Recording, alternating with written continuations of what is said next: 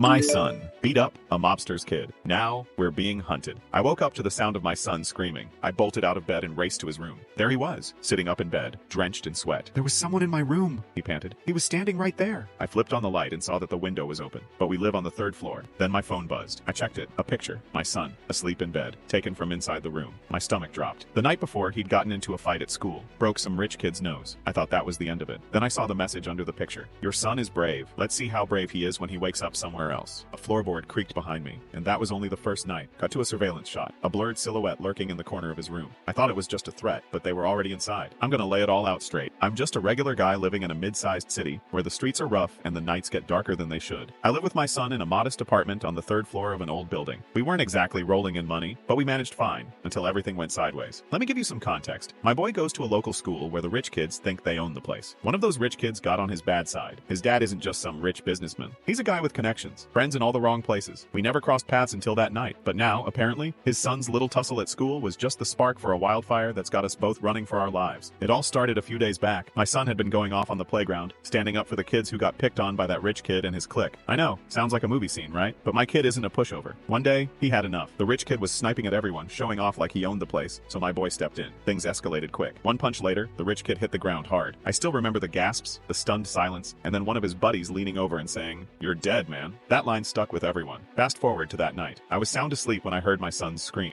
I dashed to his room and found him looking half awake, terrified out of his mind. The picture on my phone confirmed that something wasn't right. Someone was in his room, even though I know every inch of that place like the back of my hand. I'm no paranoid nut, but that image chilled me to the bone. Once I had a grip on the shock, I started noticing weird stuff around the house. The cameras I'd set up for extra security began glitching, flickering one minute off the next. My dog, who's usually the calmest creature, started barking at the empty staircase as if he saw something I couldn't. And then there were the knocks. At first I thought it was just a prank or some raccoon messing around, but it got too persistent. One night, while I was lying awake, I heard someone knock on the door, only for it to swing open a split second later with nothing there. "Dad, you hear that? Someone whispered my name last night," my son said one morning, his voice shaking. I tried to brush it off, telling him it was just his imagination, but deep down, I wasn't so sure. Things escalated further when I left the apartment one afternoon. I pulled up in my beat-up car and noticed a deep scratch along the driver's side. It wasn't just any scratch. It was carved in a way that spelled out eye for an eye. I knew then that this was more than just a threat. It was a message. And right after that, I checked my camera footage only to see files mysteriously vanishing. It was as if someone was wiping our digital trail clean. Then came the day when my son, rummaging through his backpack, found a phone he didn't recognize. I'm not one for superstition, but inside that phone was a single photo. My son sound asleep in his own bed. No filter, no timestamp, just a clear shot from inside our room. I was livid. Who was taking these pictures, and what did they want? Desperate for answers, I decided to confront the other side of this twisted equation. I tracked down the father of that rich kid. I wasn't looking for trouble, just answers. When I finally got him on the phone, his tone was icy. "I didn't do nothing," he said, but he couldn't promise that others wouldn't act. That word, others, haunted me. Who were these others? And why were they involved in what should have been a simple schoolyard fight? The answers came faster than I expected. Not long after our little talk, I noticed a car trailing me everywhere I went. No matter where I turned, that damn car was right behind. It was like being in a constant game of cat and mouse. I couldn't shake the feeling that we were being hunted. I started double-checking locks, scanning the streets, and every time I saw headlights in my rearview mirror, my heart would pound like crazy. Realizing that staying put was getting us nowhere, I made a quick decision. I packed a bag, grabbed my son, and we hit the road. We moved in with some distant relatives out of town, hoping that a change of scenery would break the pattern. But even that wasn't enough. 2 days after we settled into our relative's place, a package showed up at the door. It was a box containing one of my son's favorite toys, but it was smashed, covered in what looked like blood. I remember the moment vividly, my hands shaking as I picked it up, the realization sinking in that whoever was behind all this wasn't playing around. I couldn't let it go. I needed more info, so I reached out to a mutual acquaintance, a so-called friend of that rich kid. We met in a deserted parking lot late one night, the kind of place where you know something shady is about to go down. He looked nervous, like he wasn't sure if he was doing the right thing by meeting me. Once we got into talking, he spilled the beans. Turns out, the rich kid's dad wasn't the mastermind here. No, it was his uncle, a guy who used to work as a hitman and now supposedly dabbled in shadow investments. He had a code, something he'd say over and over: "Whoever spills my blood must spill theirs." That line hit me like a sucker punch. This wasn't just about a school fight gone wrong. This was a calculated move from someone who lived and breathed danger. Then came the night that broke everything. I was sitting in our temporary safe house, going over every detail in my head, when I smelled smoke. I rushed outside to see our place back home engulfed in flames. The fire was wild, uncontrollable. I called 911, but by the time the fire department department got there, the building was already a blaze of orange and black. I watched helplessly as memories went up in smoke. I wasn't even surprised when the cops told me they couldn't do much. It was clear, we were on our own. That's when the real decision hit me. I had two choices, either hide like a rat for the rest of my life or take the fight to them. I decided that running wasn't an option anymore. I needed to strike first before they came for us again. And then, as if the night itself had conspired with fate, a mysterious man showed up at our doorstep. He wasn't dressed like a cop or a hitman. He was just a guy in a dark hoodie, his face hidden in shadows. "I can help," he said in a low, steady voice, "but you gotta disappear. They're watching you, and you need to vanish off the grid." I didn't know if I could trust him, but I didn't have much of a choice. With every step I took, the stakes got higher. I spent the next few days planning my next move. I was always looking over my shoulder, checking for any sign of the black car that had become my constant companion. Every little sound, every flicker of a streetlight made my skin crawl. I felt like I was in a never-ending game, a constant race against time and danger. I moved my son to a new place, a small, nondescript house that we hoped would keep us off the radar. But even then, I couldn't shake the feeling that this was just the calm before the storm. I started keeping detailed notes of everything that happened. Every phone call, every unexpected visitor, every weird occurrence was logged down. I wasn't trying to be a detective or anything like that. I just needed to know what I was up against. And the more I dug, the more it became clear that the man behind all this wasn't acting alone. There were a few other players, shadowy figures who thrived on chaos. The friend I met in that grim parking lot mentioned that these guys were professionals. They had a saying, "Blood spilled means debts paid." I'd never heard anything like it before, and the more I heard, the more it convinced me that this was something out of a bad movie. One evening, after a long day of paranoid driving and sleepless nights, I sat in my new living room and tried to piece everything together. My phone buzzed again. Another message popped up on the screen, this one with a video attached. It showed the inside of my son's room, taken while we were asleep. The camera panned slowly across the room, capturing every detail. Then, just as the camera reached the corner where the blurred silhouette had been seen before, the screen went black. I sat there, numb. Every time I thought I was safe, this kept reminding me that the enemy was always one step ahead. Days blurred into nights, and I found myself constantly checking over my shoulder. The mysterious man in the hoodie became my only lifeline. He'd leave small notes, sometimes slip me a burner phone with a single text message warning me of incoming danger. I didn't know who he was or what he wanted in return, but his help was the only thing keeping me from spiraling further into fear. He'd tell me things like, "Disappear now, or they'll find you sooner than you think." And every time, I had to make that gut-wrenching choice. Risk everything, or play dead until this nightmare ended. One night, as I was driving back from a run to pick up supplies, I noticed the black car again. It was parked at the far end of a nearly empty street. I slowed down, my heart pounding, and watched as the car's headlights flickered. It wasn't following me that night, but the message was clear. They were always watching. I barely made it home without breaking into a sweat. I could see the dark shape of the car even in my rearview mirror, long after I parked. Then came the day I got the call that sealed our fate. I was at the relative's house when my phone rang. It was an unknown number. I answered, and a gruff voice said, "You know what you did, don't you? Your boy's got guts, but now it's time to pay the price." The line went dead before I could even ask who it was. I was shaking so hard that I could barely hold the phone. I rushed inside, checked every corner of the house, but there was no sign of anyone. The voice, however, left a permanent chill in my bones. By now, the chase had become relentless. Every day brought a new scare. A knock on the door in the dead of night, a shadow creeping past the window, a text message with nothing but a single ominous emoji. I stopped trusting anyone. Even the police, who I'd called repeatedly, seemed powerless or uninterested. They'd say, "It's just a threat," or "There's nothing we can do." I knew better than to rely on them. I was on my own. The final blow came on a chilly evening. I was sitting in our new living room, the silence almost as heavy as the tension in the air, when I heard the unmistakable sound of breaking glass. I jumped up and ran to the window, only to see flames licking at the base of the house. My new home, my supposed safe haven, was under attack. I scrambled to grab my son and all the essentials, but it was too late. The fire spread fast and I had to leave everything behind. Outside, under the cold, indifferent sky, I watched as my new life went up in smoke. The neighborhood was in chaos, people screaming and running, but all I could think of was that burning house. I didn't have time to mourn or process it. I had to move, and fast. Every step away from that place was a step deeper into uncertainty, and all the while, that mysterious man kept sending me cryptic messages, pushing me to disappear completely. In a moment of sheer determination, I decided to make a stand. I couldn't let them win. I started planning my next move like a chess game, each move calculated to keep one step ahead of whoever was after us. I laid low, changed my phone number, and even switched up my driving routes. But the fear never went away. It was like a shadow that followed me everywhere. I began training myself to notice every small detail, every odd sound, every car that didn't belong. I became a man on a mission, determined to fight back instead of hiding forever. Then, late one night, I got a message that changed everything. The message wasn't just a threat, it was a clue. It led me to a rundown warehouse on the outskirts of town. I wasn't sure what I'd find there, but I had to know more about this twisted game. Took my son with me, even though it terrified me to think he'd be caught in the crossfire. We arrived at the warehouse under the cover of darkness. I remember the crunch of gravel under my boots, the stale smell of neglect in the air, and the steady thump of my own heart. Inside, the place was dimly lit by a few flickering bulbs. I made my way through the maze of abandoned crates and rusty machinery until I found a door marked with a faded symbol. Beyond that door, I met a man who introduced himself as a friend of the family. Well, sort of. He confirmed what I'd been hearing from that nervous acquaintance in the parking lot. The mastermind behind all of this wasn't the rich kid's dad. It was his uncle, a guy who had once been a hitman and now operated in the shadows. He had a twisted sense of honor, a code that said, "Whoever spills my blood must spill theirs." That was the mantra echoing through every dark corner of this nightmare. The man told me in no uncertain terms that there was no way out unless I vanished completely, cut all ties, leave behind everything familiar. But the thought of disappearing wasn't an option for me. I owed it to my son to fight back, to let him know that sometimes you stand up even when the odds are stacked against you. That same night, as I lay awake in a cramped motel room, I made up my mind. I wasn't going to run forever. I started gathering evidence, piecing together every clue, every message, every threat. I became obsessed with tracking the movements of that uncle and his crew. I even learned how to hack into some of the security feeds that had once been my backup. Every hacked file, every intercepted message brought me a step closer to understanding the full scope of this operation.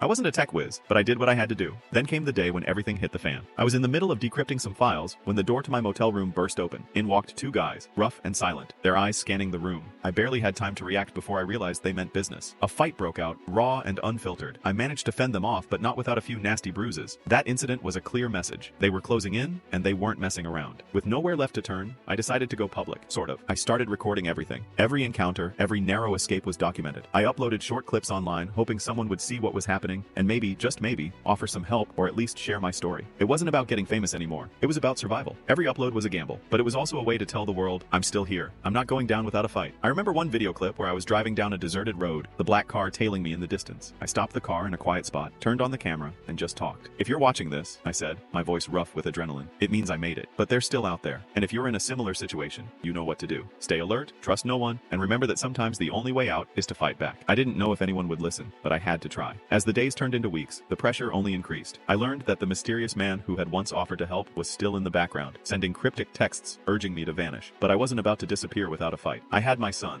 and I wasn't about to let him grow up in fear. I started planning a final move, a showdown that would either force them to back off or end it all. That showdown came on a cold, rainy night. I was holed up in a safe house on the edge of town when the call came. Your time's up, the voice on the other end said. I didn't know if it was a threat or a challenge, but I took it as a dare. I grabbed my gear, loaded up my car, and headed out into the storm. I wasn't sure what was waiting for me, but I knew that if I hesitated, it would be the end for both me and my son. The rain pounded down as I drove, the windshield wipers struggling to clear the deluge. The streets were slick, and the world outside looked like a blur of headlights and dark shadows. Every turn, every stoplight felt like a trap. I was scanning the road for any sign of that damn black car, and then, in the distance, I saw it, a dark shape moving slowly, following my every move. I pressed on, my heart pounding like a drum. I pulled into an abandoned parking lot, the kind that smelled of rust and decay. Parked the car and got out, determined to confront whoever was following me. I wasn't about to cower anymore. I moved cautiously, every sense on high alert. Suddenly, the black car screeched to a halt a few feet away. Two figures stepped out, their faces obscured by the shadows of the night. I could see the glint of something metallic in their hands. It was clear they were ready for a fight. I didn't back down. I'm done running, I shouted, voice echoing off the cold, hard concrete. The figures didn't answer. Instead, one lunged at me, and that's when everything exploded into chaos. A scuffle, the thud of fists, and the ringing of metal against metal. I managed to fend them off, but not without taking a few solid hits. When it was over, I stood there, bloodied and bruised, but still breathing. That fight wasn't the end. It was just another reminder that I was in deep, and there was no turning back. In the aftermath, I learned that the assault wasn't random. It was a message. They wanted me to back off, to disappear like the mysterious man had warned. But I wasn't about to let fear decide my fate. I doubled down on my efforts to expose everything, recording every move and sending out every piece of evidence I could gather. I knew that if I could just get the truth out there, maybe someone would step in. But deep down, I also knew that the game had changed. Now, it was personal. The final straw came one evening when, after a particularly long day of dodging shadows and mysterious calls, I received one last message. It was simple. If you think this is over, you're dead wrong. Attached to the text was a photo of my son's favorite toy, smashed and stained with what looked like blood. I stared at the image for what felt like an eternity. That was it. I had to decide, hide forever or strike back hard and fast. I chose to fight. I decided that I wasn't going to let these cowards take everything from me. I started planning my next move like a man with nothing left to lose. Every detail was mapped out, every possible angle considered. I was going to use everything I had learned, every piece of evidence, and every scrap of courage to take the fight directly to them. And I wasn't doing it alone. I made sure my son was safe, tucked away in a new place where he could grow up without the constant terror that had become our life. In the final moments of that long, brutal journey, I sat down and recorded one last video. I looked straight into the camera, my eyes tired but determined, and said, if you're watching this video, it means I made it. They've been watching me, but now I know exactly where they are. I'm not running anymore. I'm fighting back. I paused, the weight of everything we'd been through heavy in the silence that followed. If you made it this far, you already know what to do. Subscribing isn't just clicking a button. It's your pass to content that's actually worth your time. Hitting like? That's your way of saying, hell yeah, give me more of this. So don't hesitate, make your move, and I'll see you where the real stories begin. That wasn't just a goodbye. It was a promise that the fight wasn't over. Even as I ended the recording, I could hear something, a faint sound, like footsteps outside. I looked around, but all I saw was darkness. My son was safe, and I was determined to keep it that way. The next chapter was just beginning, and while I didn't know what the future held, one thing was clear. I was done being a victim. I was done with fear. I was done letting them dictate my life. Now every time I close my eyes, I remember that night in the motel, the relentless pursuit, the shattered pieces of our old life. I remember the call that chilled me to the core, the sight of our home burning, and the endless endless chase that followed. Every scar, every bruise, every sleepless night is a reminder of what it means to stand up when the world seems hell-bent on breaking you. I'm not proud of the violence or the chaos. It's just the reality I got thrown into. But I'm damn proud of the fact that I never gave in. I fought back with everything I had, and that fight isn't over yet. Even now, as I piece together plans for the next move, I know there's a larger game at play. The mysterious man in the hoodie still sends me warnings. The black car still haunts my every drive, and the knowledge that I've ruffled the feathers of a ruthless ex-hitman turned shadow figure drives me to keep pushing forward. I've learned that sometimes you have to embrace the darkness to fight it, and that fear can be a powerful motivator when you turn it on its head. I'm not saying I have all the answers, or that I'm some kind of hero. I'm just a regular guy who got caught up in something way bigger than I ever imagined. But one thing's for sure, I'm not going down without a fight. I'm taking every risk, every chance, every scrap of hope, and turning it into fuel for my next move. And if you're watching this, if you're out there fighting your own battles, remember that sometimes the only way out is to stand up and take back what's yours. So here I am, on the edge of everything I once knew, ready to face whatever comes next. The night is dark and the enemy is cunning, but I'm still here. I've seen the worst they can throw and I'm not backing down. The fight is far from over, and I'm ready to take it to the next level. If you made it this far, you already know what to do. Subscribing isn't just clicking a button, it's your pass to content that's actually worth your time. Hitting like, that's your way of saying, hell yeah, give me more of this. So don't hesitate, make your move, and I'll see you where the real stories begin.